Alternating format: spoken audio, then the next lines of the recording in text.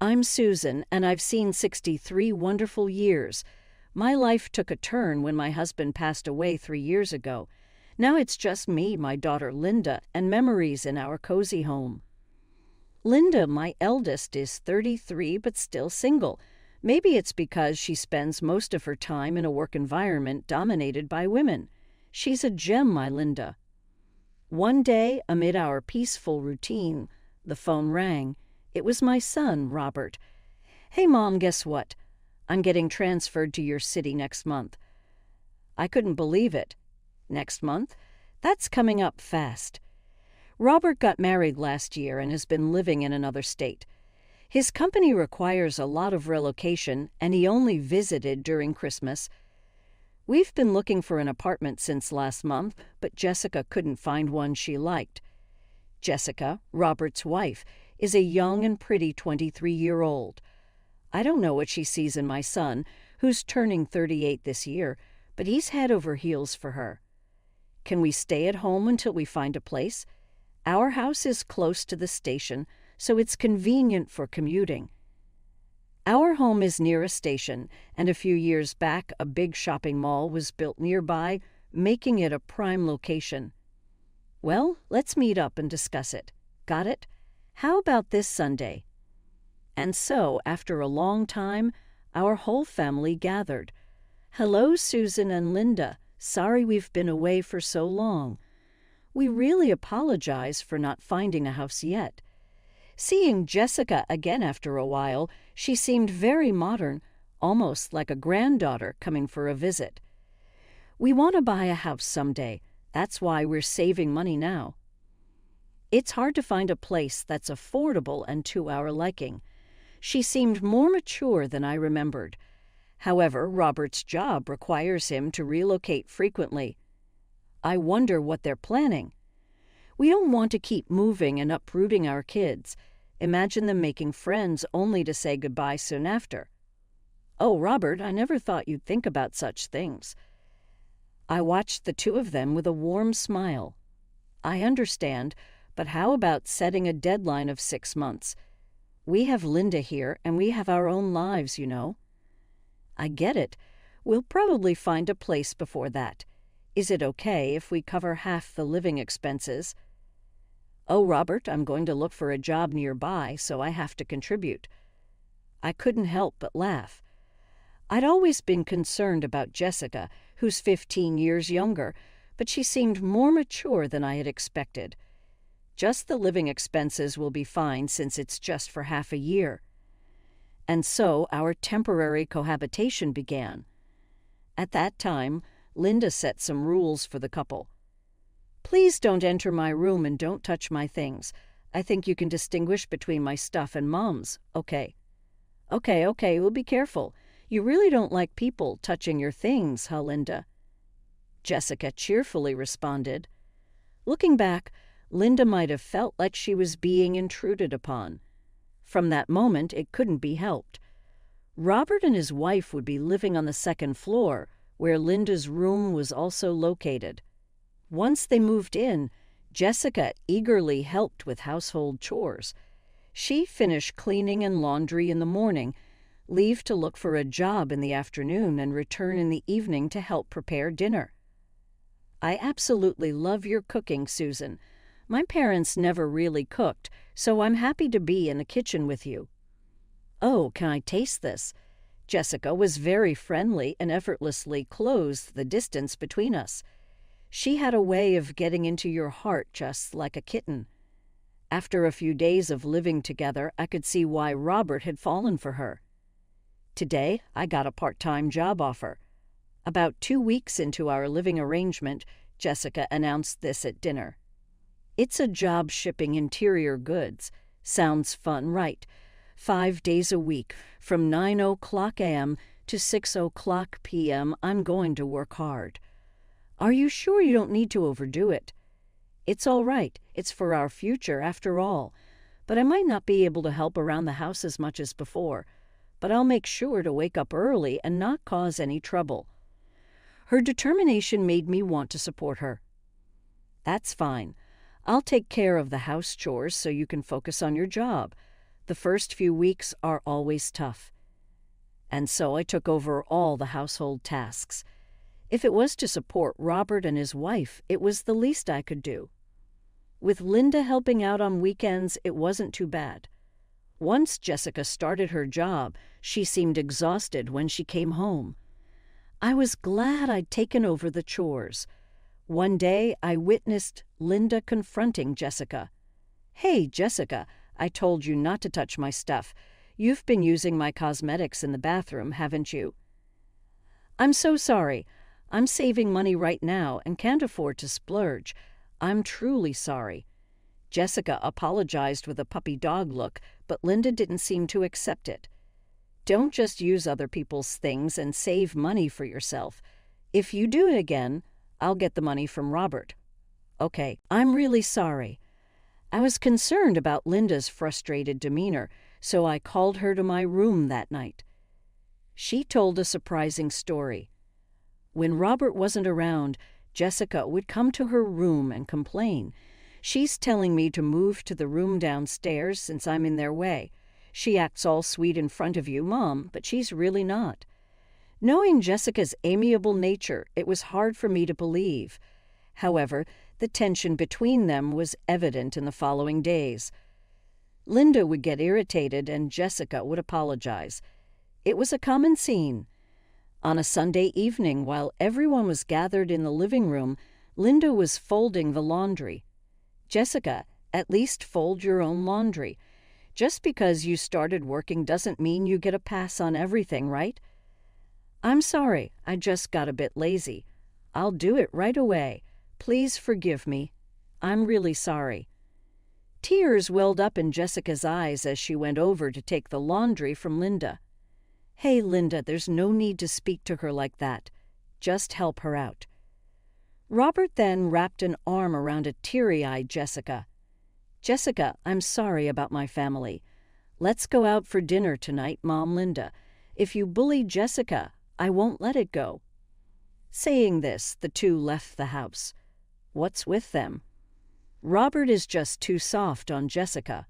Ah, so infuriating. "Mom, let's go out for dinner tonight, too."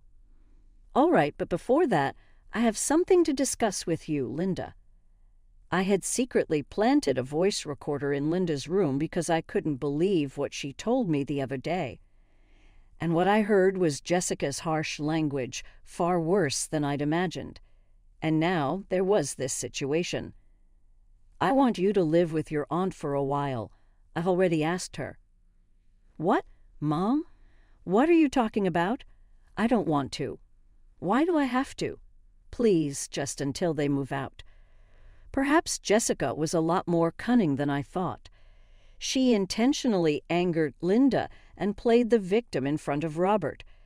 I didn't want Linda to be the villain in Jessica's narrative anymore. "I want to protect you.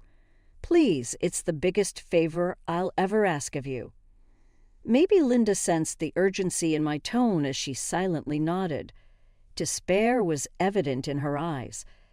I hugged her and whispered, "We'll be back to our regular life soon." I needed to end this living situation soon. We were only 3 months away from the deadline of the living arrangement with Robert and Jessica. After Linda left, Jessica became even more relaxed at home. She didn't show me any of the attitude she had with Linda, and that confused me even more. It feels kind of lonely now that Linda is gone, doesn't it? Yes, it does. Please think of me as your real daughter from now on. "I think of you as my real mother," Jessica said with an innocent smile, but I felt mixed emotions. It sounded as if Linda would never come back. As days went by, Jessica began to act more and more spoiled, as if I really were her mother. "Susan, I want to eat that tonight." "Susan, can you iron this for me?" "Susan, let's go shopping together soon." To an outsider, we might have looked like a real mother and daughter. Once you let someone into your heart, it's hard to push them away for no reason. I continued living with Robert and his wife, feeling conflicted and uneasy. Around that time, whenever Robert was late from work, Jessica also came home late. Occasionally, she'd say things like, "Susan, can you lend me some money?" I started to hold back my thoughts more and more, thinking it's only for a little longer. Linda would visit on her days off. Sitting with her, sipping tea, it felt as if we were still living together, Mom. I couldn't trust Jessica. After I moved out, I had a private investigator look into her. She's a big liar. What Linda told me was shocking.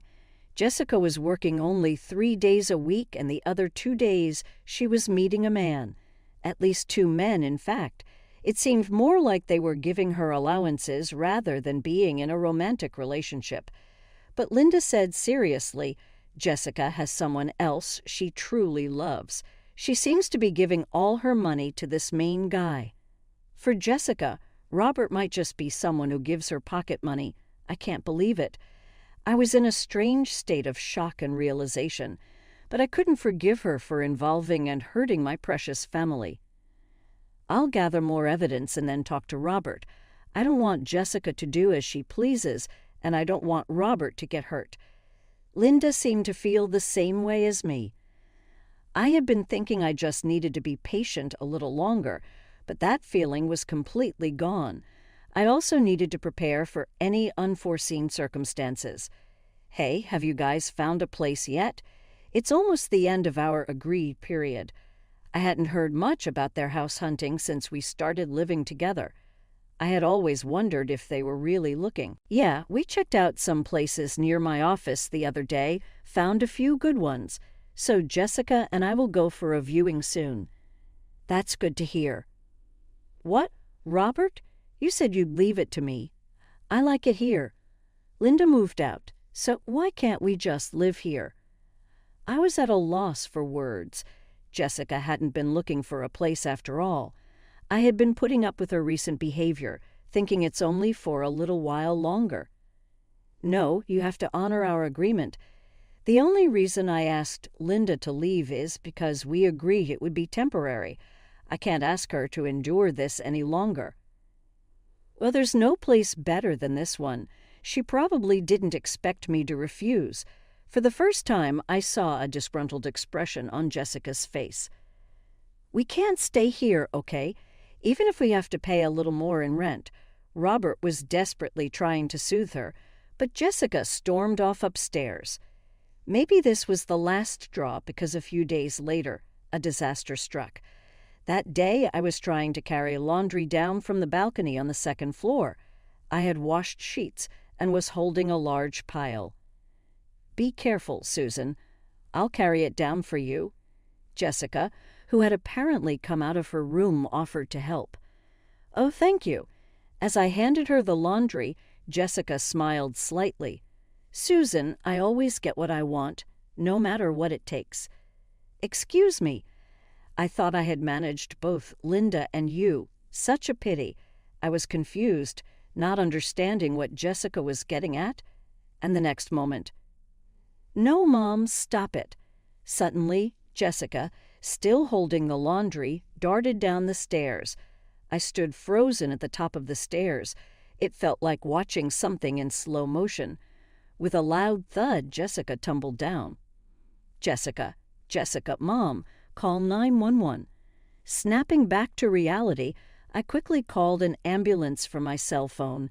When the ambulance arrived, Robert accompanied Jessica to the hospital. I remained paralyzed at the top of the stairs, alone in the house and still in shock. I found myself calling Linda. Mom, it's okay. I need to check something and then I'll come over, Linda said and hung up. I don't know how much time had passed when I heard the front door open in the now dark house. I rushed to the entrance. Robert housed Jessica. Behind Robert stood Jessica, her left leg in a cast and leaning on crutches. Perhaps the laundry cushioned her fall as she didn't require hospitalization. Seeing Jessica with bandages wrapped around her slender arms and head was heart-wrenching. Jessica, are you okay? Hesitating to speak to her, Robert answered for her. What nerve do you have to ask that? Jessica said. You pushed her. We are even preparing to press charges, so be ready. Robert's face was filled with disappointment. "But I wouldn't do that, Jessica."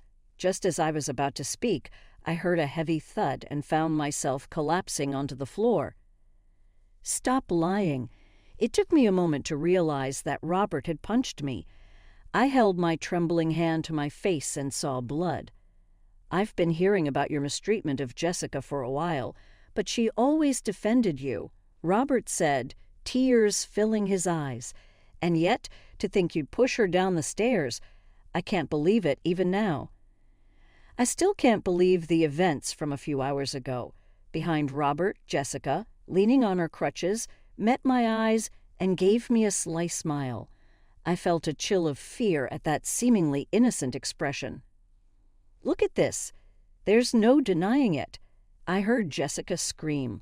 Robert showed me a video on his phone which captured Jessica falling from the stairs and me standing at the top. It looked like I was looming menacingly over her. "Robert, stop it." Linda entered the living room with someone.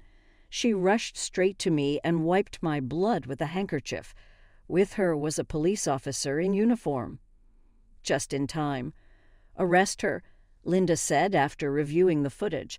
The officer beside her nodded in agreement.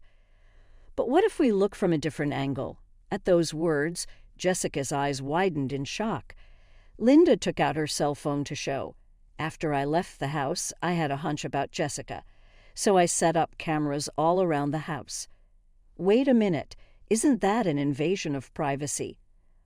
"Oh, weren't you doing the same thing?" Jessica grimaced hearing that. From the footage on Jessica's camera, the angle was from below the staircase. Linda's was from the opposite side, concealed between a family photo on the shelf. Being closer to the camera, the audio was clear as well. "Oh, is this a joke?" Jessica exclaimed. She jumped on her own. I got a call from Mom and checked the camera footage. Thanks to Linda, my innocence was proven. Jessica wanted to live here with her true boyfriend.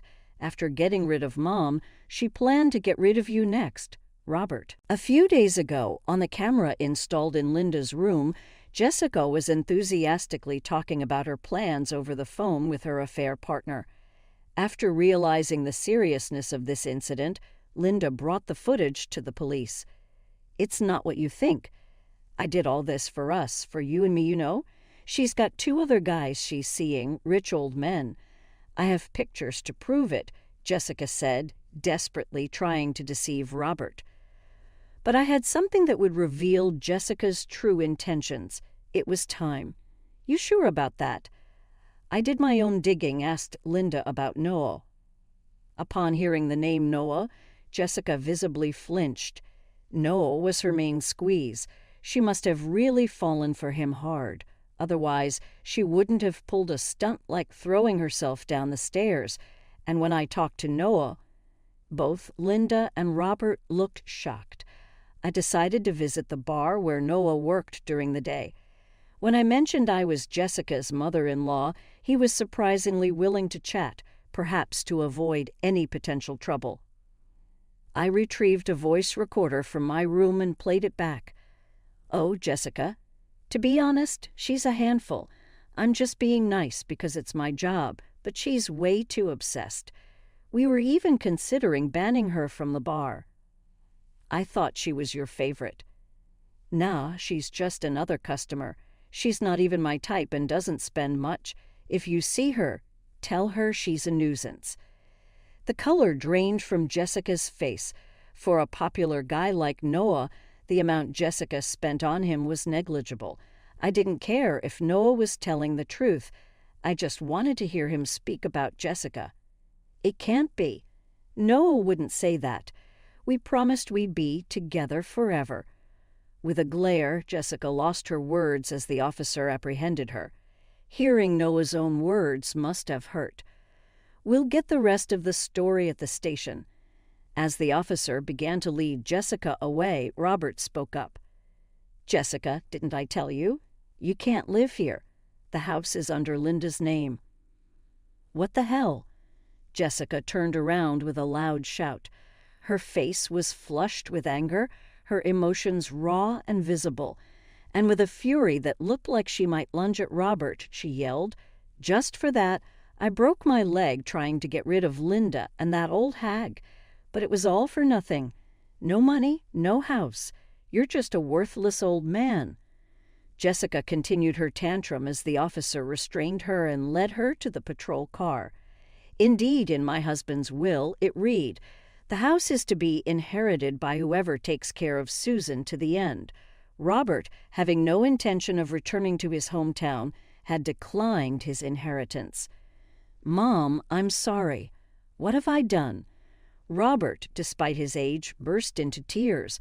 It was a relief that everything ended at just this. We were on the brink of letting Jessica single-handedly ruin our family. In the silence that enveloped our home, the three of us embraced each other. I was concerned for Linda, Linda worried for her brother and me, and Robert regretted almost letting his wife ruin everything. Being able to protect my precious family gave me profound relief. At the same time, I was deeply shaken by realizing the terrifying person I had inadvertently led into our lives. Jessica and Robert eventually divorced. Linda's investigative results and the footage from the surveillance camera proved useful in ensuring a smooth separation. Jessica was subsequently arrested. It seemed her plan was to oust me, take over the house, and then stage an accident to get rid of Robert.